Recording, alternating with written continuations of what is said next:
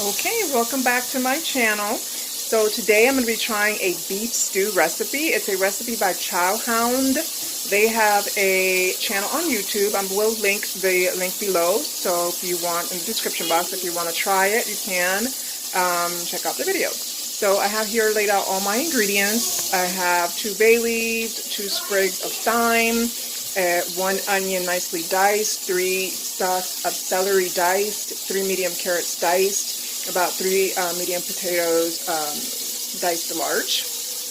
I have my beef here. I have coated it with a 1/4 cup of flour, 2 teaspoons of salt, and a teaspoon of pepper. I already have here 2 of them cooking. It looks like it's about time to turn them. So right now I'm just browning them.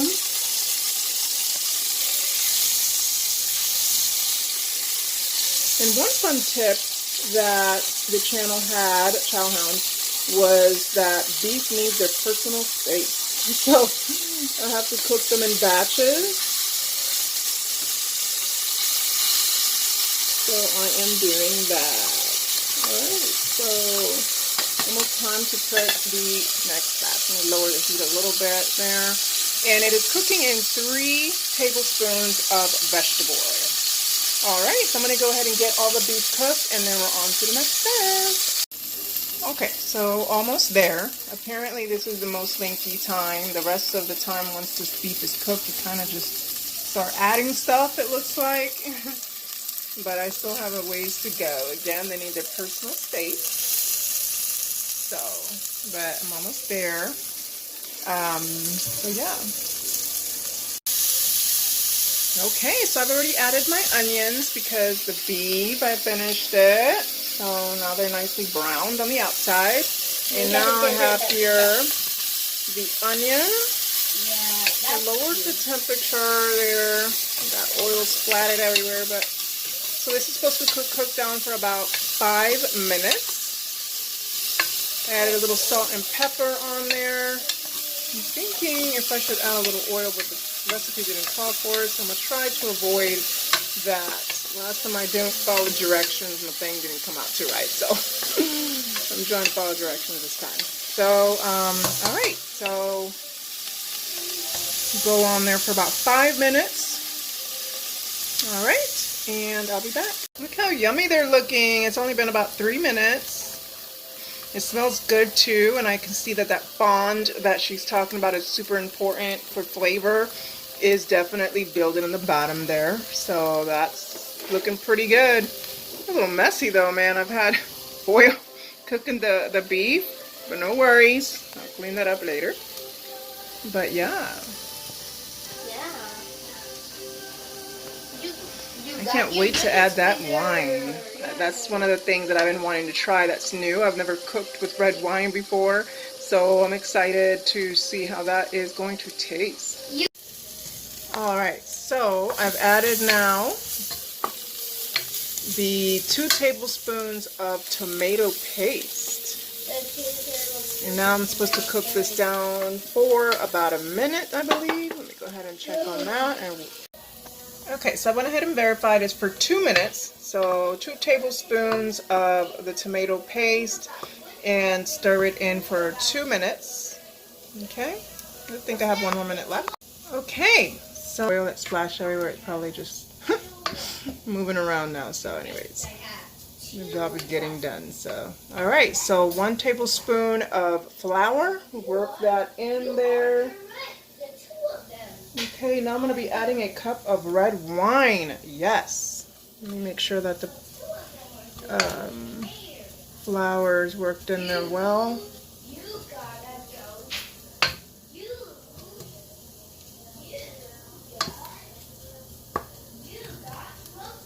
Alright, let me get ready for the wine. Yes.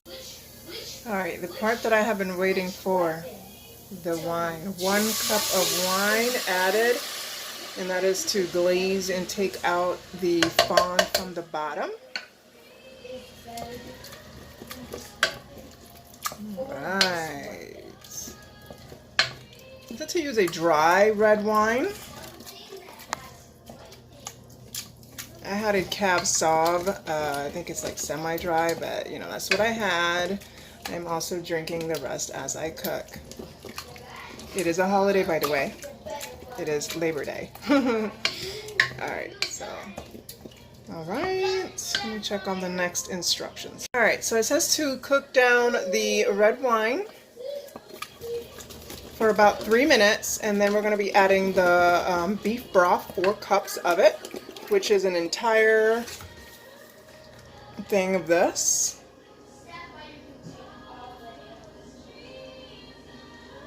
Yes, I got mine from Aldi's. I am an Aldi shopper all the way.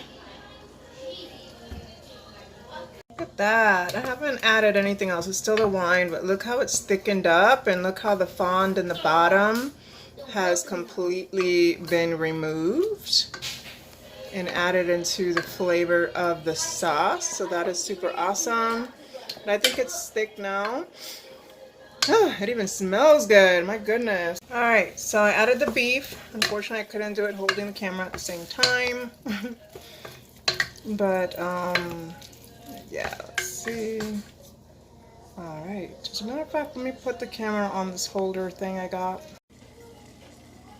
Alright, there we go. I ended up getting a nice little holder for my camera. I should have been using that, my bad. Came with a nice little light. But okay, so now we have the wine, the beef, and all that together in there. Now it's time to add the 4 cups of the beef broth, which is basically this entire thing here. Hopefully this pot is big enough. It should be. Okay, fantastic. Okay, that's it. That's the whole thing.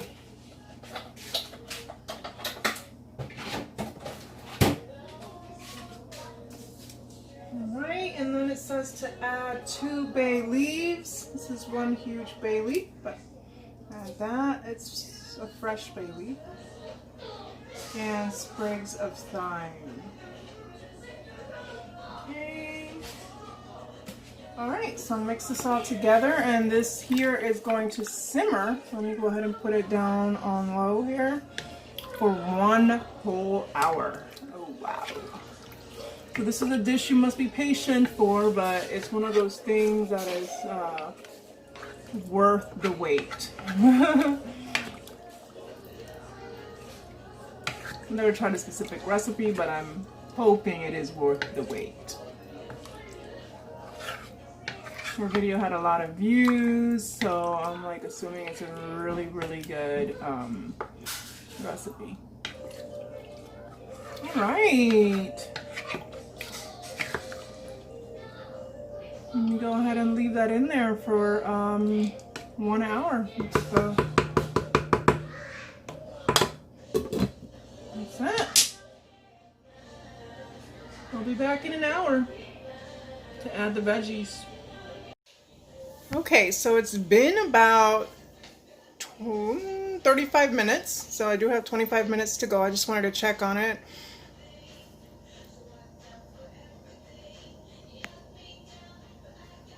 Alright, I don't see it bubbling or anything, so I'm going to go ahead and raise the temperature a little bit. So hopefully it's been doing something, because dang it, it's been 35 minutes. I've been cleaning. It does look a lot cleaner here, doing dishes and everything. But alright, so in about 25 minutes it's going to be adding the carrot, celery, and the potatoes, and then it's going to simmer for another hour. And I do have to run to the store and get frozen peas. I thought I had some, but I don't, so I have to go run and get some frozen peas. That's going to be the last step. Like as soon as that hour is done, I think you throw in the peas and, you know, let them, you know, cook for a little bit, and then so that's the last step. So, but yeah. Alright, so it has been officially an hour, and it is time to add, I don't even see it building or anything, so I hope it's doing something, but I mean, I feel some heat there. Okay, so it's time to add the potatoes, the carrots, and the celery, and leave it on there for simmering for another hour. But I'm gonna have to up it, because I'm like, I don't even see this bubbling or anything. It's just like, Like, look, it looks like it's not even on, right? No worries, no worries. All right, so I added the potatoes, I added the celery and the carrots. It's the full pot there. I'm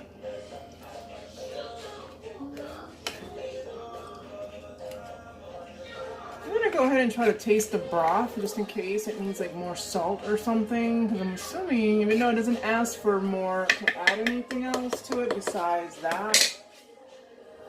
So let's see here.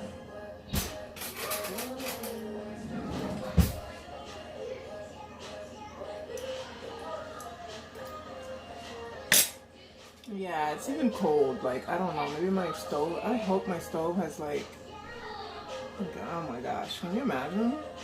Like a whole hour and it wasn't doing anything? Oh no. But anyways, I have put it here. Let me raise it and then let it get to a full like boil type thing, and then yeah. Alright, let me stir it a little bit more.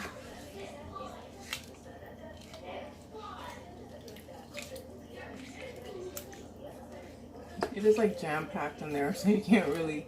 I know that once everything starts to soften, like the potatoes and the carrots and the celery, it's going to be easier to kind of like, you know, stir it. But right now, I'm going to leave it like that.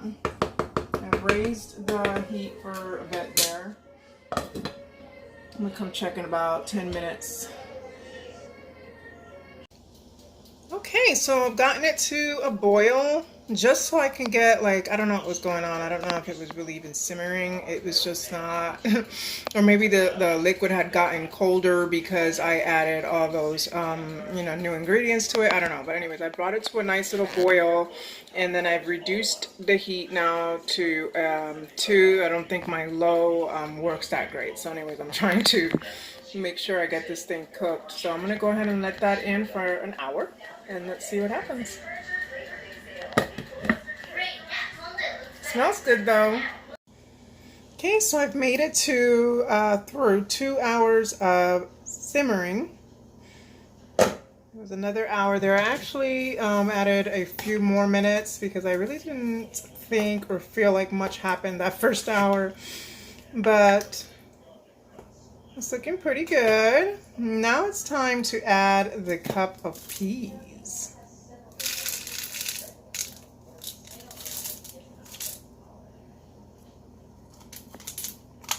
Okay, make sure all those peas are out of there. All right, so there's the cup of frozen peas in there. Now I'm just going to let it sit for a little bit longer, maybe about 10 minutes. And it should be ready. And then it'll be the moment of truth, the taste test. Oh, is it gonna be worth that wait? Okay, so, all right. Okay, so it should be done. Now I just gotta remove the bay leaves and the thyme sprigs. Okay, that's it. Alright, okay, let me work on that and I'll be right back. Alright, it's looking good, and I did check the potatoes and the carrots and celeries. They are nice and tender, so it's totally ready to go. So I cannot wait to try it. I did remove the bay leaves and the thyme sprigs. Alright, so now I'm ready to serve myself a bowl and taste this.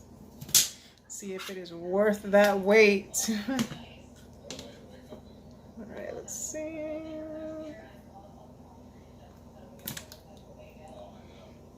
Get some chunks of meat there. Alright, so that should be good to try. I actually munched on something, so I'm not as hungry, but I'm still gonna try it. Alright, I'm gonna try and let you know how it is. Not bad. The meat is definitely nice and tender. The flavors are definitely really good. I don't taste the wine anymore, but which sucks, but It's definitely super tasty and super worth it. Yummy. Thank you, Chow Hound. Chow Hound? Yeah.